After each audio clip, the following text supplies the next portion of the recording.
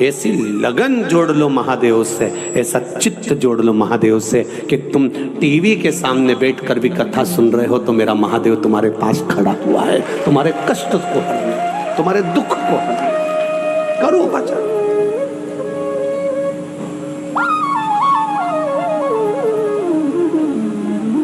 जाओ शिवालय, शिव तत्व।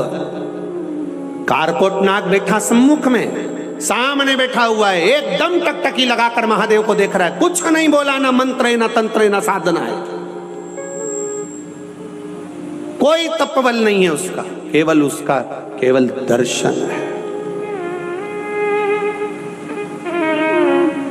केवल दर्शन। कारकोट नाग महादेव को देख रहा है, शिवलिंग को देख रहा है, केवल दर्शन।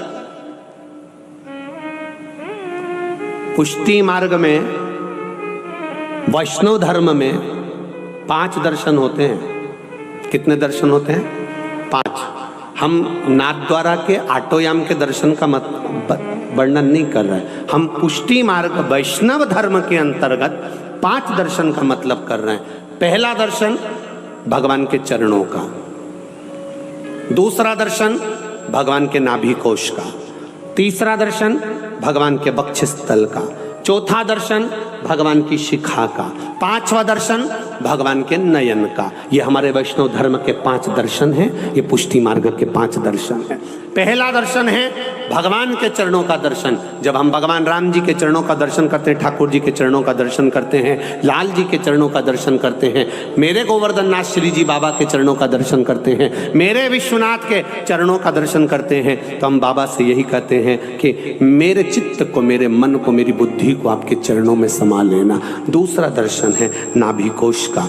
नाभि का दर्शन जब हम करते हैं, मेरे राम जी की नाभि का करा, ठाकुर जी की नाभि का करा, नारायण भगवान की नाभि का करा, भगवान की नाभि का, देवादिदेव महादेव की नाभि का दर्शन करा। जब हम नाभि का दर्शन करते हैं तो देवादिदेव महादेव से कहते हैं, भगवान से कहते हैं, राम जी से कहते हैं, ठाकुर जी से कहते हैं, हे प्रभु आपकी नाभि इतनी गहरी थी जिसमें ब्रह्मा जी हजारों वर्ष तक तप करते रहे और आपने ब्रह्मा जी को कमल के पुष्प के ऊपर बाहर निकाल दिया। उसी तरह ये भव सागर बहुत गहरा है, हमको भी बाहर निकाल देना। ये नाभि का दर्शन कर रहा है, ये नाभि का दर्शन कर रहा है। तीसरा दर्शन है वक्षस्थल का दर्शन, भगवान के हृदय का दर्शन।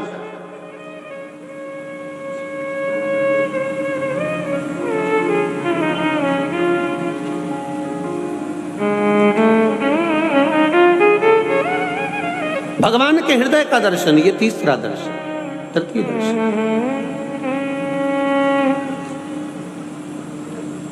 ये तीसरा दर्शन। और भगवान के हृदय का जो दर्शन है, हम भगवान से, क्योंकि सारे संत, साधु, सन्यासी, तपस्वी, साधक, उपासक, भगत, ये सब जब प्राण, भगवान का प्रिय भक्त जब प्राण छोड़ता है तो भगवान के हृदय में जाकर बैठ जाता है, फिर उसका जन्म नहीं होता।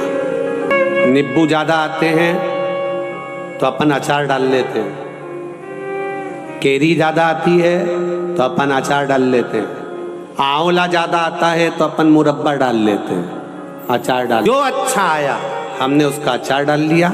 अचार डालकर हमने उसको किसी बर्तन में नहीं रखा, कांच की बरनी में रखा। जब भी कोई फिल्म बनाने वाला फिल्म बनाता है तो इसको जो हृदय होता है ना, उसको दिल को कांच का टुकड़ा, मतलब ये हृदय कांच की बरनी है और इस कांच की बरनी में मेरे नारायण, मेरे राम, मेरे शिव अपने भक्तों को संजो कर रख लेते हैं इस दिल में, इस हृदय में, ये बरनी में। भगवान के हृदय का दर्शन मतलब सारे संतों का, साधुओं का, गुरुओं का, भक्तों का दर्शन अगर कहीं नहीं करने जा सकते, रोज कुंभ के मेले में नहीं जा सकते, तुम कर लो, उसमें सारे संतों का दर्शन है। तीसरा दर्शन है ये चौथा दर्शन है भगवान की शिखा, चोटी। नाथद्वारा जाओ तो मेरे श्री जी बाबा की चोटी ऊपर से नीचे, नीचे से ऊपर, ऊपर से नीचे जाती हुई तुम्हें दर्शन होंगे। श्रीनाथ जी का कोई फोटो हो, उनका दर्शन करेंगे तो शिखा का दर्शन होगा। लड्डू गोपाल हो, उनकी शिखा का दर्शन होता है। शिखा का दर्शन मतलब उन्नति की सीढ़ी पर कितने भी चढ़ जाओ, कितने भी चढ़ जाओ, पर भगवान के चरणों को मत भूलना। ये चोटी कहवी, शिखा कर। भारत कितना भी धन कमा लेना, कितना भी वैभव कमा लेना, कितनी भी सत्ता कमा लेना, बैकुंठ नहीं मिलेगा धन और दौलत से। परमात्मा के बैकुंठ धाम जाने की चाबी ये शिव महापुराण की कथा है। ऊपर से फेंक दिया जाएगा, जा वापिस नीचे, चाबी ला, फिर अंदर जा। और जिसको ये चाबी मिल गई, वहीं पे खड़े होकर बोलना चालू कर दिया, श्री शिवाय नमस्तु, श्री शिवाय नमस्तुभ्यम। जैसे ही बोला तो चित्रगुप्त महाराज ने कह दिया, चाबी तुम्हारे पास में, अंदर चले जाओ, जाओ अंदर, और बैकुंठ का दरवाजा खुल जाएगा, आप प्रवेश कर जाओगे। ये चाबी है शिव कथा। भगवान शंकर का नाम ये चाबी है, भगवान का भजन ये चाबी है, शिव तत्व ये चाबी है, शिव की कथा ये चाबी है। केवल कंजरी वालों, हालोल वालों, या जितने आस्था चैनल पर सुन रहे हैं, जितने फेसबुक यूट्यूब पर सुन रहे हैं, केवल ये चाबी आपके पास में नहीं है। ये चाबी तो तुलसीदास जी के पास में भी थी, ये चाबी वेद व्यास जी के पास में भी थी। जितनी पुराण की रचना करी वेद व्यास जी ने, विष्णु पुराण लिखा, बराह पुराण लिखा, ब्रह्मवेत्ता पुराण लिखा, गर्ग संहिता, जितने भी पुराण, नारद पुराण, पद्म पुराण, जितने पुराण वेद व्यास जी ने लिखे, सबसे पहले सारे पुराण में सबसे पहले शंकर जी की कथा लिखी। रामचरितमानस तुलसीदास जी ने लिखी, सबसे पहले शंकर जी की कथा लिखी। वाल्मीकि बाबा ने वर्णन करा, सबसे पहले शंकर जी की कथा लिखी। ऐसी कोई पुराण नहीं, ऐसा कोई शास्त्र नहीं, ऐसा कोई वेद नहीं, ऐसा कोई पल नहीं जिसमें शंकर जी का गुणगान नहीं। क्यों? क्योंकि सबको मालूम था पहले ये चाबी का होना जरूरी है। जो शंकर का हो गया उसके लिए मार्ग खुल गया। जो स्मरण करें, अपनी जगह पर बैठकर भगवान शंकर का गुणगान करें।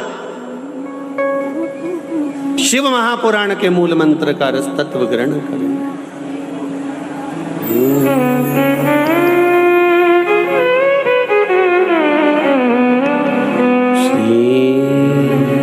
शिवाय नमस्तुभ्यं, श्री शिवाय नमस्तुभ्यं, श्री शिवाय नमस्तुभ्यं, श्री शिवाय नमस्तुभ्यं, श्री शिवाय नमस्तुभ्यं। भोला सब दुख काटो भार, ओ भोला सब दुख काटो भार। शिव शंकर जपो तेरी माला, बोले बाबा जपो तेरी माला, बोला सब दुख काटो भार, ओ भोला सब दुख काटो भार। वेश मंगलकारी, वेश मंगलकारी, शमशान वासी हमारा, शमशान वाला सब दुख काटो। भगवान शिव की कथा करते, आप हृदय से श्रवण करें, वो हृदय से सुख देता है। कारकोट मौन होकर बैठा है, कुछ नहीं पढ़ रहा, कुछ स्तुति नहीं कर रहा, कोई मंत्र नहीं जानता, कोई तप नहीं जानता, केवल भगवान को निहार रहा।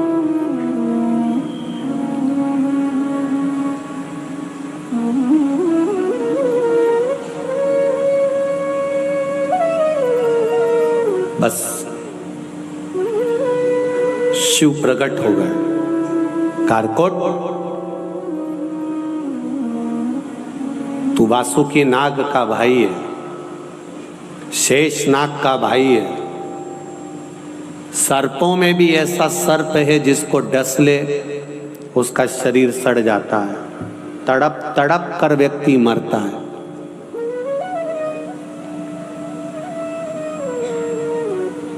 क्या चाहिए तुझको? क्यों मेरे सामने बैठा?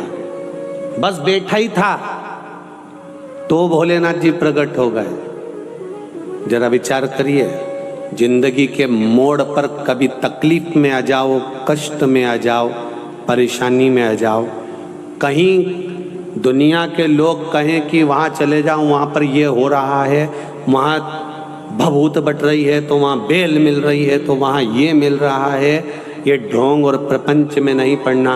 हाँ, शिव के मंदिर में जाकर तुम्हारे नज़दीक में जो शिवालय हो, जो मेरा बाबा बैठा हो, उसके पास जाकर बैठ जाना, सारे दुख हर लेगा, सारे दुख।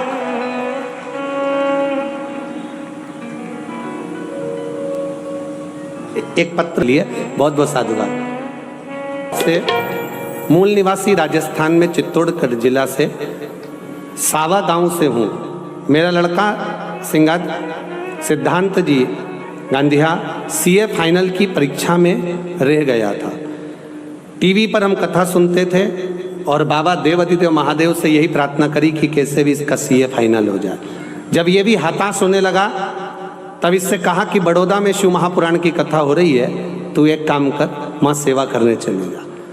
और बाबा की कृपा ऐसी रही, सेवा कर कर आया है और बाबा की करुणा से सीए फाइनल में पास हुआ है। ये शिव तत्व है। बधाई बाबू आपको बहुत बहुत। श्री शिवाय नमस्ते। बैठी। हर हर महादेव। एक पत्र और आया है, बड़ा सुंदर है, वो भी देख लीजिए।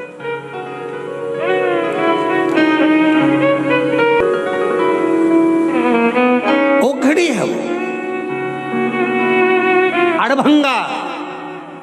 वो तो कहीं आपको साधुवाद देना चाहिए परम पूज्य महंत श्री राम शरण दास जी महाराज को, जो वो सीहोर से इस गंगा को पकड़कर कंजरी तक लेकर आए। बहुत बहुत साधुवाद देना चाहिए। और यजमान परिवार को भी साधुवाद दूंगा कि कंजरी वालों को ये मौका मिला है, हलोल वालों को ये मौका मिला है।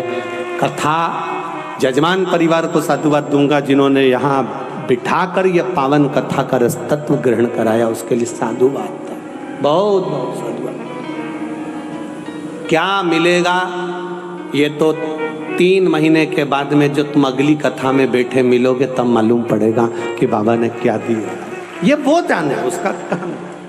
केवल तुम्हारा भजन, शंकर का गुणगान, शिव का स्मरण, शिव भक्ति को करो, शिव तत्व को जानो शंकर। और जैसा आपको मौका मिला ऐसा बरहान को लगाया, सुन लिया, चित्त धारण कर,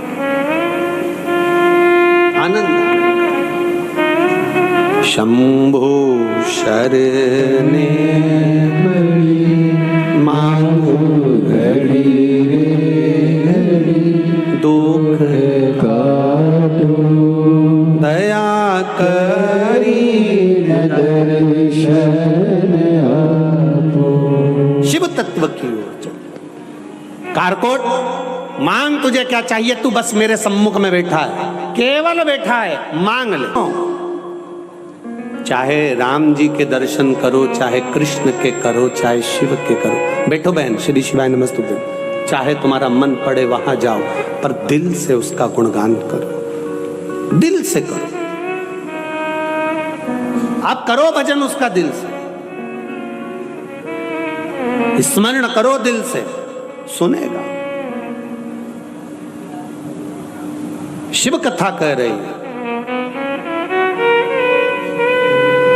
एक क्षण भी मिले, एक दिन भी मिले, आधा घंटा भी मिले, 5 मिनट भी मिले, 15 मिनट भी मिले, उसको नहीं छोड़ना। मिले तो ले उसको, शिव तत्व को धारण करो, शिव को उतारो। कहा कारकोट, मांग तुझे क्या चाहिए, बाबा मुझे कुछ नहीं चाहिए, सर्प यज्ञ हो रहा है, आहुतियाँ दी जा रही है, मुझे भी ढूंढा जा रहा है आहुति देने के लिए, इसलिए मैं आपकी शरण में आ गया। शंकर जी ने कहा, जब घबराया हुआ, हारा हुआ, परेशान व्यक्ति, परेशान जीव जब मेरे पास में आता है तो मैं उसको अभय दान दे देता हूँ, उसको भय नहीं रहता, भय से मुक्त हो जाता।